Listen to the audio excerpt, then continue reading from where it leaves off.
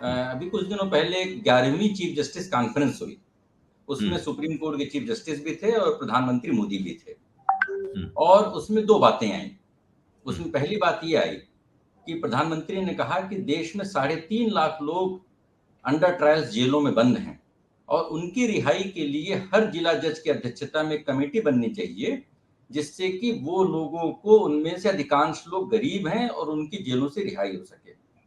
और supreme court के chief justice ने बोला कि देश में 4.6 या 4.7 करोड़ मुकदमों का बोझ है और उन मुकदमों के बोझ की में आधी जिम्मेदारी सरकार की है। आधे मुकदमे सरकार की वजह से हैं और वो मुकदमों इस वजह से भी हैं कि कानून बनाने में विधायिका अपने विवेक का सही इस्तेमाल नहीं करती है और कानून सही तरीके से नहीं बनते, जिससे अदालतों को लक्ष्मण रेखा पार करनी पड़ती है। तो मैं नहीं समझता हूँ कि इसका कोई राजनीति से लेना देना है, न इसका कांग्रेस से लेना देना है, न इसका भाजपा से लेना देना है। इसका लेने देना एक बात से है कि जब हमको आजादी मिली तो हमने अंग्रेजों की बनाई पूरी व्यवस्था को अपना लिया। 1935 का जो गवर्नमेंट ऑफ इंडिया एक्ट था वो हमारा आधार बना। आईपीसी, सीआरपीसी, सीपीसी सारी चीजें बन गई। क्रिमिनल जस्टिस सिस्टम उस समय जो बना वही है और यूनिफॉर्म सिविल कोड आज तक लागू नहीं कर पाए। तो इसको राजनीति के चश्मे से देखने के बजाय इस तरीके से देखने की जरूरत है कि क्या हम वास्तविक स्तर पर गणतंत्र हुए हैं या नहीं। और ये जो 124 ए है, जैसा राजीव जी ने बोला कि भाई व्यक्ति के नाते उनका भी ये मानना है कि कानून को जाना चाहिए। क्यों जाना चाहिए? इसलिए जाना चाहिए क्योंकि ये कानून अंग्रेजों ने बनाया था भारत से पहले अपने यहाँ पर, और वहां पर राजा मतलब देश था और राजा की आलोचना को देश की आलोचना माना जाता था। राजद्रोह का मतलब देशद्रोह था। तो पहली स्पष्टता मैं ये बताऊंगा कि भारत में इस कानून का मतलब देशद्रोह नहीं है।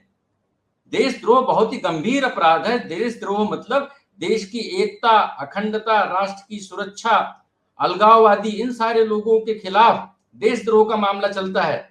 और देशद्रोही के लिए यूएपीए, एनएसए, आईपीसी के तहत अनेक अपराध, गैंगस्टर्स एक्ट जो भी लगाए जा सकते लगाए जाने चाहिए। तो राजा या सरकार और देश दोनों में फर्क है।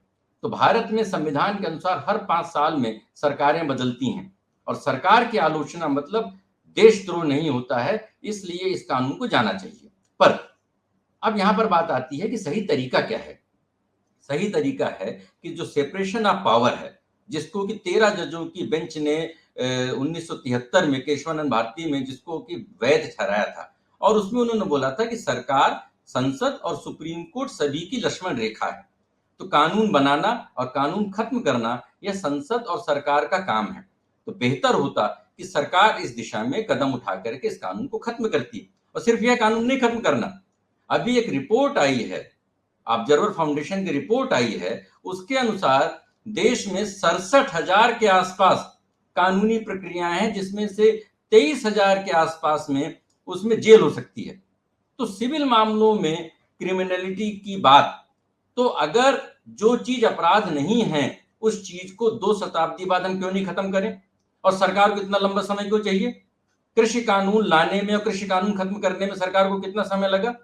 अनुच्छेद 370 की निष्प्रभावी बनाने में सरकार को कितना समय लगा? एक 4 लाइन के कानून को रद्द करने के लिए, अध्यादेश लाने के लिए सरकार को कितना लंबा समय चाहिए?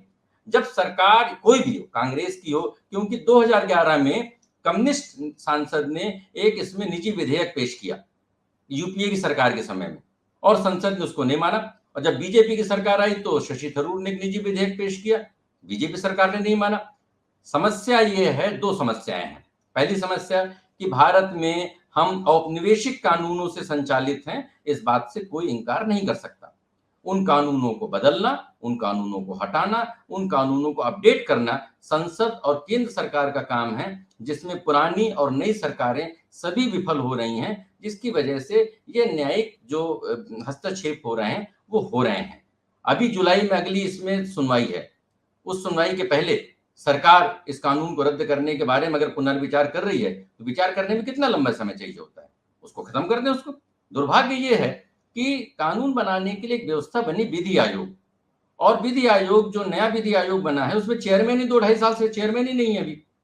तो मुझे ऐसा लगता है कि हम परंपरागत तौर पर जो हमारे विधायक, जो हमारी विधानसभा और संसद हैं, वो कानून बनाने के अलावा वो सारे काम करते हैं, हुड़दंग करते हैं, वो सारी चीजें करते हैं, विरोध करते हैं, प्रस्ताव पारित करते हैं, लेकिन कानून बनाने की दिशा में उनका योगदान बहुत ही नगण्य है। और इसकी वजह से जो प्रधानमंत्री के सपनों का नया भारत है, जो हम आजादी के 75वें वर्ष की हम वो कर रहे हैं, मुझे लगता है कि वो प्रक्रिया कमजोर पड़ रही है। तो हमारा जो हार्डवेयर है, जो हमारा सॉफ्टवेयर है, वो आउटडेटेड है। सिस्टम को ठीक करने के लिए उन कानूनी व्यवस्था को ठीक करना जरूरी है, बगैर राजनीतिक दोषारोपण किए। सत्य हिंदी का ऐप डाउनलोड करें गूगल प्ले स्टोर पर।